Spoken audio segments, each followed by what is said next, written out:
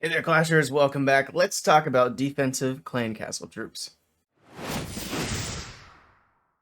Okay, so first of all, I don't necessarily have examples of all the defensive things I'm going to talk about, so I'm just going to play some defenses in the background. You guys can kind of take a look at that and see at least some of the examples of what I'm talking about. And with that, let's get right into it.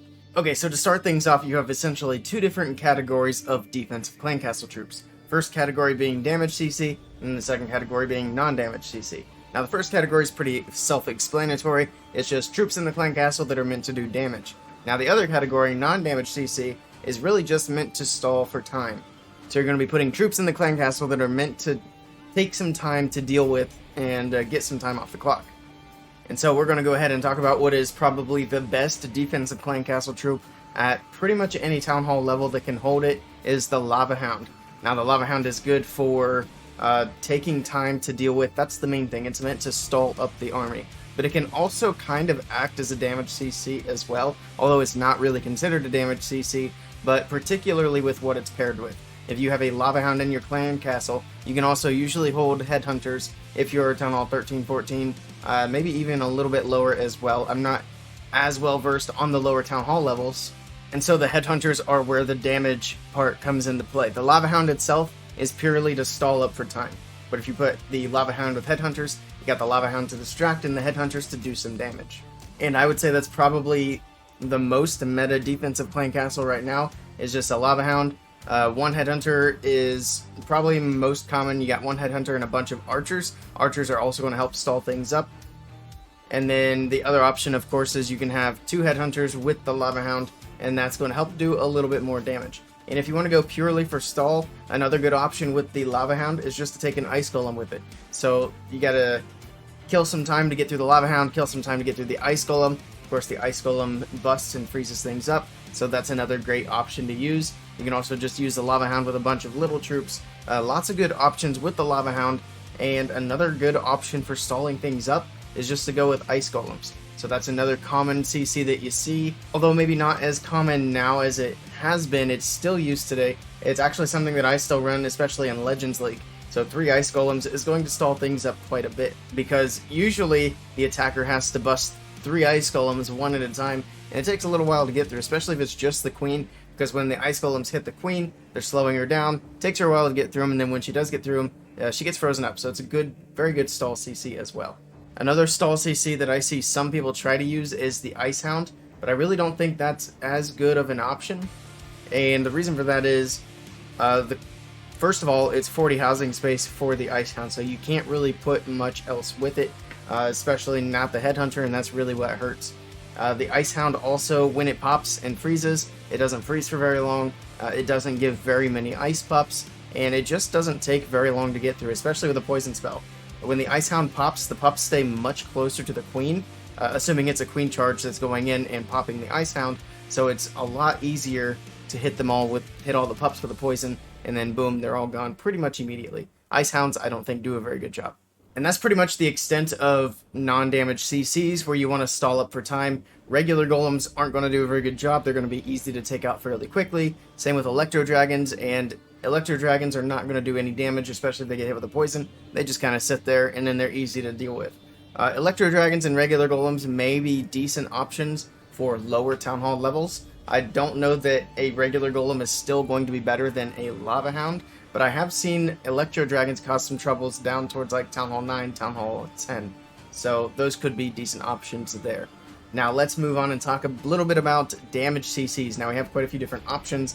Of course, most of them do include the Headhunter. The Headhunter is a huge defensive troop to have because it goes directly for those heroes, and if it's left unchecked, it can do a lot of damage. There's a lot of potential there. And that's the thing also with defensive CCs. You do sometimes have to get pretty lucky, or you have to count on the attacker to make a mistake, because like 90% of the time, the defensive clan castle is not going to do a whole lot, especially if you're running a defensive CC and the attacker has a poison spell. But what you're counting on is either something lucky happening in your favor, or the attacker making a mistake, and then the defensive CC can make a huge difference in the attack. And that's why people like to run the Super Minion and Rocket Balloon damage CC. Now that's one that's actually tricky to deal with, because the the super minions, they hang way back, and then the rocket balloons shoot way forward super fast. So your poison spell has to go on the super minions, and then you gotta freeze up the rocket balloons. And not just that, but your timing on those have to be super quick. Of course, damage CCs like that are meant specifically to take out a queen charge. If you got a bunch of little troops and no queen charge going, it's probably not going to be as effective. But if your attacker's running that queen charge and those rocket loons come out and they go left unchecked, they can easily do a lot of damage to the queen. Same thing with the super minions, and the super minions have a habit of hitting the queen through her ability. And that's the nice thing about super minions, and super minions are also pretty common for a damage CC. Now, they can be paired with rocket loons, or you can also just pair them with headhunters. You can run like 2 super minions and I think 3 headhunters, and then just small troops to fill up. I like to run goblins usually with my super minions and headhunters, but it doesn't make a big difference. The reason I like to use goblins is just because they're fast. They're going to run with the headhunters and try and take some of that attention away from the super minions in the back. Now, of course, you can also just run 3 super minions, 1 headhunter, and some archers. Lots of different options there, but generally, super minions and headhunters are going to be your best friends when it comes to damage CCs. Dragons of any type are usually not a good idea, particularly for the Town Hall 14, Town Hall 13 defenses, just because they're not that effective at doing damage. They're too slow, and they're too easy to pick off by either the queen or air targeting troops. Witches can be decent troops to put on defense. You don't see them a whole lot anymore, but witches that go unchecked also can do a lot of damage, especially with the skellies distracting. Although that's not really the meta defensive anymore, it can still cause some troubles for some attacks.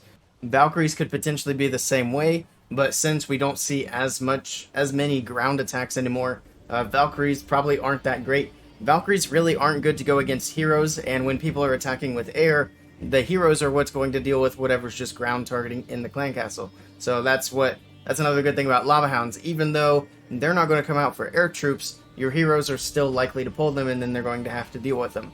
With a Valkyrie, that's not really a big deal. If we were in more of a meta where we're seeing lots of ground attacks, particularly hybrid like in this attack, a Valkyrie can do a lot of damage to those small troops, and we would probably see those more often in clan castles, especially paired with the witches. Now, if you're at lower Town Hall levels, Valkyries and witches make a great defensive clan castles. And when I mean lower Town Hall levels, I mean like Town Hall 10, Town Hall 9, and possibly even lower than that, maybe Town Hall 11. But yeah, I think that's pretty much all I got for this video. Lava Hounds are your best friend on defense. Ice Golems are a good option. Super Minions, Headhunters, these are all going to be great troops to have in your defensive clan castle. You want to stay away from dragons of pretty much any type. Inferno Dragons maybe could still help out a little bit, but you don't really see those a whole lot anymore. I wouldn't be opposed to putting an Inferno Dragon in with like some Ice Golems or something like that. It might catch somebody off guard, you might get lucky. But other dragons, I think there's just no way they're going to be able to help you out at all. And yeah, so if anything changes, I will do another video to update, but at the moment, that's where things pretty much stand as far as the best defensive troops to consider. And one last note I want to bring up is your defensive CC also has a lot to do with your base building and where your clan castle is located. So take a look at your replays, mess around with some troops, and see what works best for your base. If you really want to get the best out of your defense, you can adjust things, you can even do friendly challenges, figure out what works best, what happens to be pulled out of the CC by like the heroes or by the troops, things of that nature. So mess around with things, see what works. If you guys have any questions, feel free to ask them down in the comments below. But that's it for today. Don't forget to hit that thumbs up and subscribe down below. Thank you guys for stopping by, and I will see you all next time.